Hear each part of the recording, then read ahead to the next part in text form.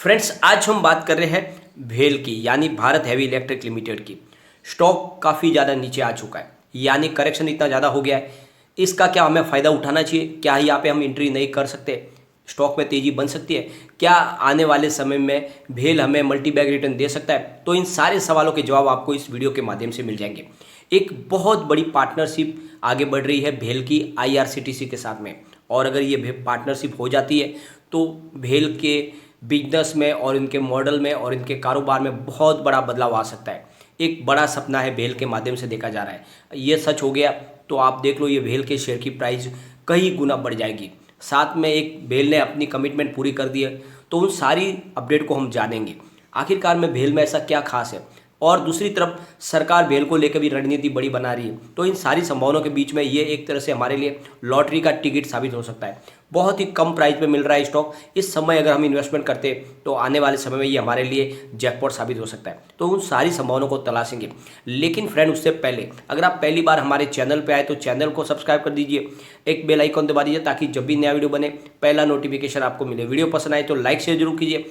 चलो friend, video start करते हैं। मैं हूँ आपका दोस्त एस.बी. दवे और हमारे अपने चैनल ऑनलाइन कमाई में आपका बहुत बहुत स्वागत है। फ्रेंड्स, भेल के नया शेयर होल्डिंग पैटर्न भी आ चुका है। काफ़ी लोगों को ये कन्फ्यूजन था कि सिर्फ रिटेल इन्वेस्टर यहाँ पे निवेश कर रहे हैं, लेकिन यहाँ पे पिक्चर पूरी इसकी उलट है। तो उसको हम डिस्कस करेंगे, लेकिन एक बार कारोबार को डिस्कस कर लेते हैं।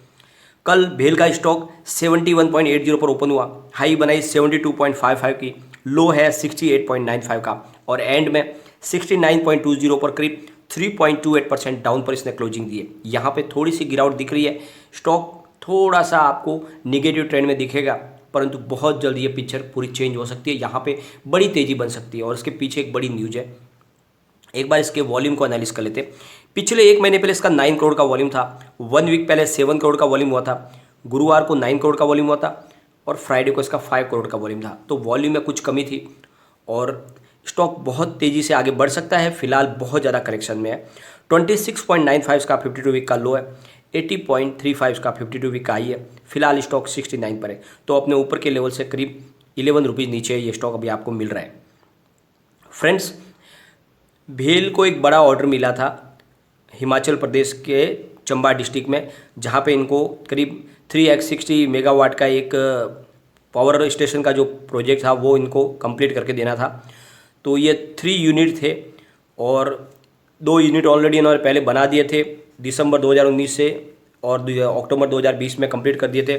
1 यूनिट इनका बाकी था जो उन्होंने कंप्लीट कर दिया। तो इस तरह से भेल की तरफ से ये इस न्यूज़ की पुष्टि कर दी है, और उन्होंने कहा है कि हिमाचल प्रदेश में जो उन्होंने हाइड्रो पावर स्टेशन के जो 3 यूनिट को फिर से रिनोवेशन करने का तो वो सारा काम उन्होंने कर दिया है। इस तरह से ये ऑर्डर कंप्लीट हो चुका है, और समय के ऊपर उन्होंने ऑर्डर को कंप्लीट कर दिया।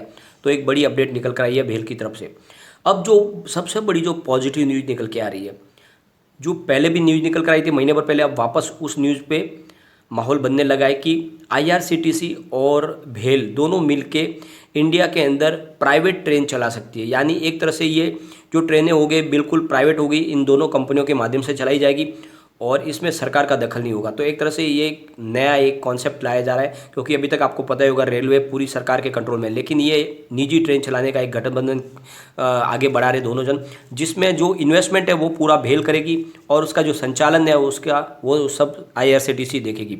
तो अगर ये जो इनका जो ख्वाब है अगर पूरा हो जाता है, तो वो ऐसे रूट पे ट्रेनें चलाएंगे जहाँ पे बहुत ज़्यादा ट्रैफिक हो, जहाँ पे ऐसे जो ट्रेन के लिए रूट वो सिलेक्ट करेंगे जहाँ पे उनको रिवेन्यू बहुत अच्छा मिले, क्योंकि वो पूरी तरह से एक निजी ट्रेन है, तो वहाँ पे वो सिर्फ अपने प्रॉफिट के ऊपर ही ध्यान देंगे।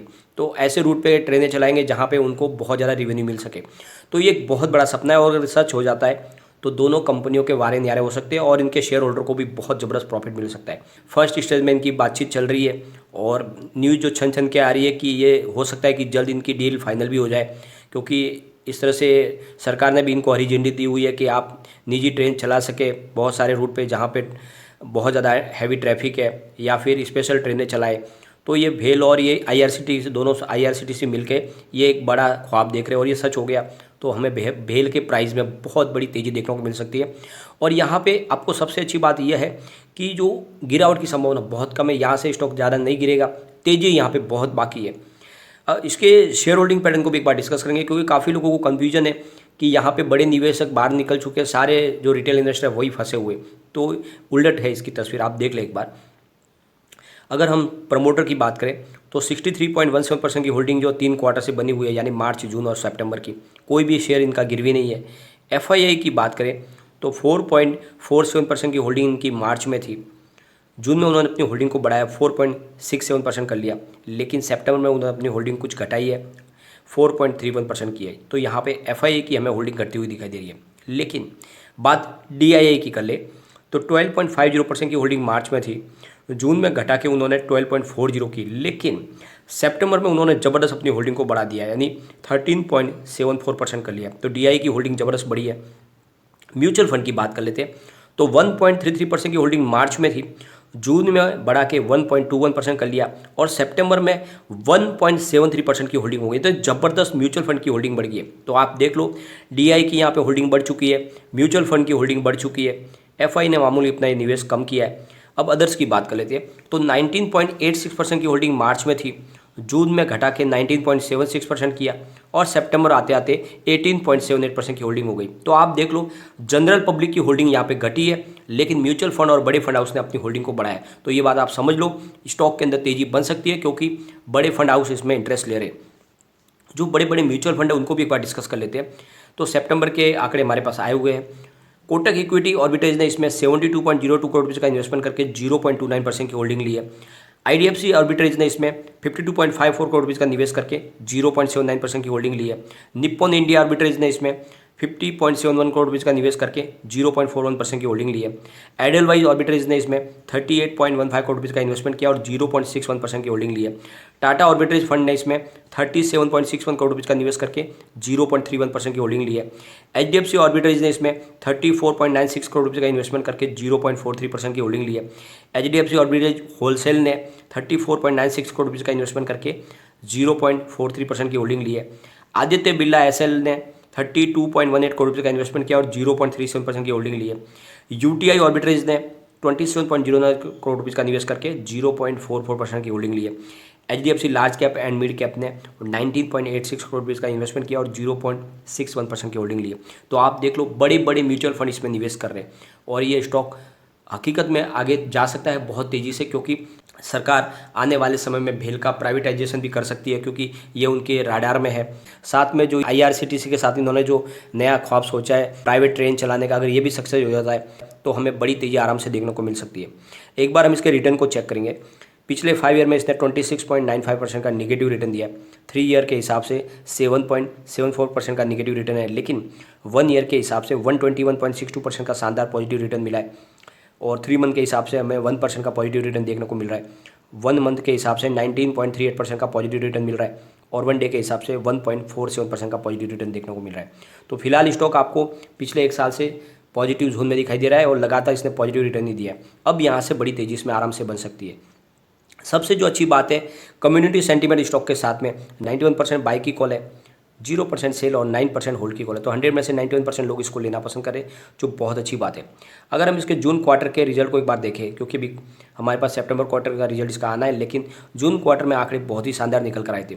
इनका रेवेन्यू 2.9 थाउजेंड करोड़ रुपये था, जहाँ पे 45.73% की बढ़त देखने को मिली थी। नेट इनकम माइनस 447.48 करोड़ रुपये थी, जहाँ पे 49.88% की हमें रिकवरी देखने को मिली। नेट प्रॉफिट मार्जिन माइनस 15.42% रहा, जहाँ पे 65.62% की रिकवरी देखने को मिली। तो बहुत ही शानदार इसका रिजल्ट है और इसके दम पे कह सकते हैं कि स्टॉक बहुत तेज़ी से आगे बढ़ सकता है। एक बार इसके पिवट लेवल को चेक करेंगे, गिरावट में कहाँ तक जाएगा और तेज़ी में कहाँ जाएगा। तो यहाँ से अगर स्टॉक स्लिप हो जाता है तो 67.98% को फर्स्ट सपोर्ट मिलेगा, सेकंड सपोर्ट 66.67 का है, थर्ड सपोर्ट इसका 64.38 का है। ऊपर की तरफ मूव करने पे जो टारगेट निकल के आ रहा है वो है 71.5% फर्स्ट टारगेट है, सेकंड टारगेट 73.87 का है और थर्ड टारगेट इसका 75.18 का है। तो स्टॉक में अगर माहौल तेज़ी का बनता है तो ये 75 तक जाने को तैयार है और गिरावट होगी तो ये फिर 64 तक जा सकता है। तो फिलहाल इसकी 65 से 75 की इसकी रेंज दिखाई दे रही है, परंतु स्टॉक फिलहाल इन्वेस्टमेंट के लिए बहुत अच्छा बन रहा है। इस समय ये एक तरह से आपके लिए लॉटरी का टिकट साबित हो सकता है। निवेश आप करें, आने वाले समय ये आपको बम्पर रिटर्न दे सकता है, क्योंकि भेल में मुझे बहुत ज़्यादा पॉजिटिव माहौल दिख रहा है। लगातार इनके बिजनेस में अच्छी संभावना बन रही है और रिजल्ट लगातार अच्छा हो रहा है। बहुत जल्द हो सकता है कंपनी अपने कर्ज को भी इस बार कम कर ले, तो फ्रेंड्स निवेश करें और 5 साल के नजरिए के साथ इसमें आप इन्वेस्टमेंट कर लें। इस बार ये स्टॉक डेफिनेटली 500 को क्रॉस कर सकता है, इस हिसाब से पॉजिटिव माहौल बना हुआ है। तो निवेश का अच्छा जरिया है। गिरावट में ये आपको इन्वेस्टमेंट को बचा के भी रखेगा। बड़ा बाजार में करेक्शन आएगा तो यहाँ पे गिरावट कम होगी, तो निवेश बिल्कुल करना चाहिए। लेकिन फ्रेंड कोई भी इन्वेस्टमेंट करने से पहले अपने फाइनेंशियल एडवाइजर से एडवाइस ले ले या अपना खुद का रिसर्च करें, क्योंकि मैंने वीडियो आपके एजुकेशन पर्पज के लिए बनाया। वीडियो पसंद आए तो लाइक शेयर जरूर कीजिए और चैनल को सब्सक्राइब कर दीजिए। Thank you friend.